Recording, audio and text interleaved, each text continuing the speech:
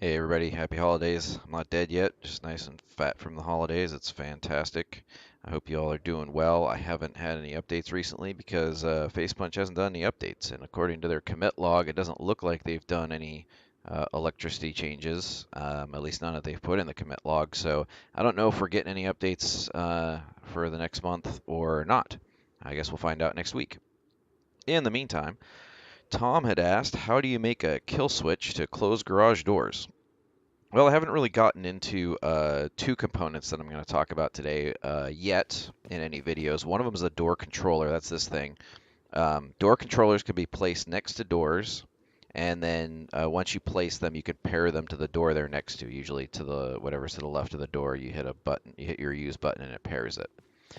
If you apply power to a door controller, it opens the door. So in this case, if I apply power, it's going to open these garage doors. If I take the power away, they're going to close.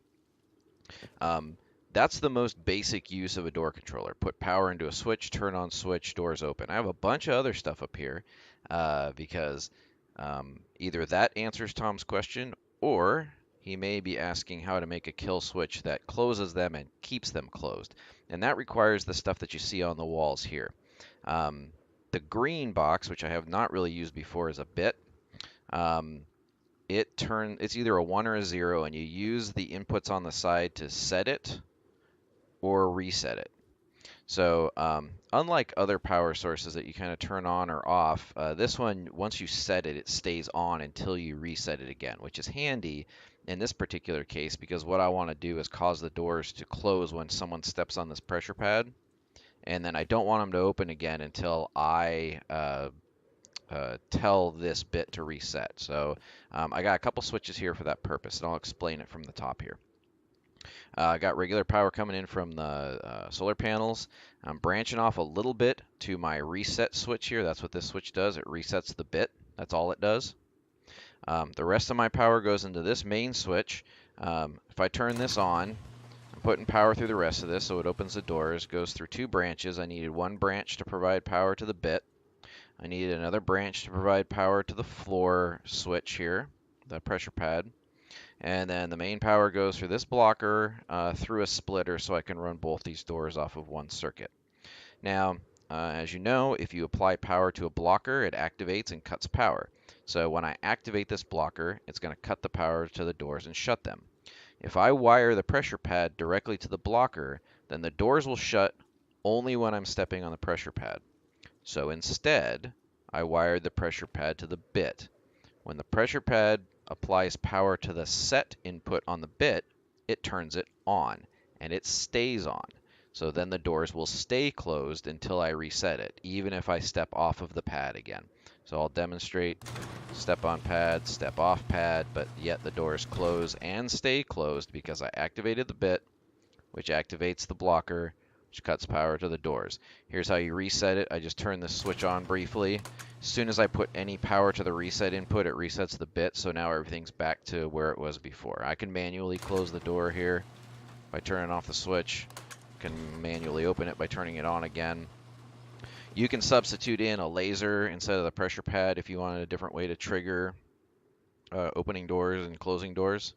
Another important thing to note is that door controllers are effectively fail secure in that if you cut their power or if you run out of power, like your battery goes dead or you lose your solar power or whatever, if there's no power to the doors, they close.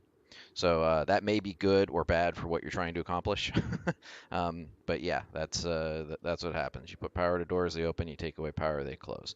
So here's one potential setup of how you could use a switch that when it is triggered activates a blocker to cut power to your doors. You could do it for other things too aside from doors, but this is a nice combination for a trap base.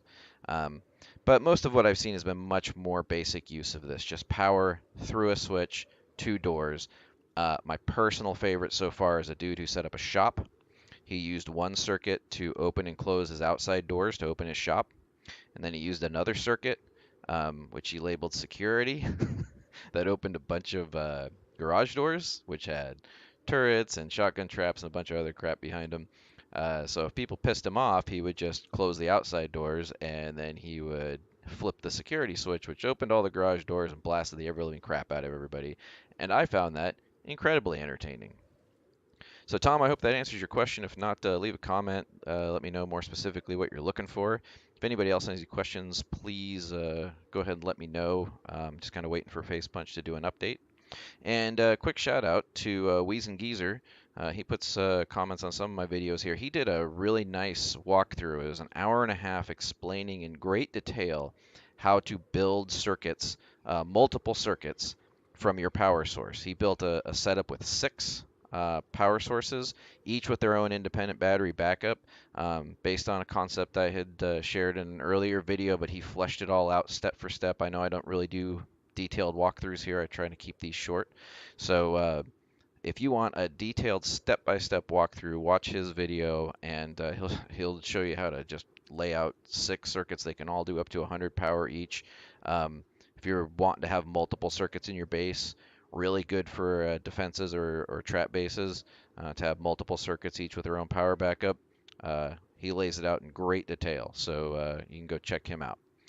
You all have a good day, and we'll see you back when we got more to show off here.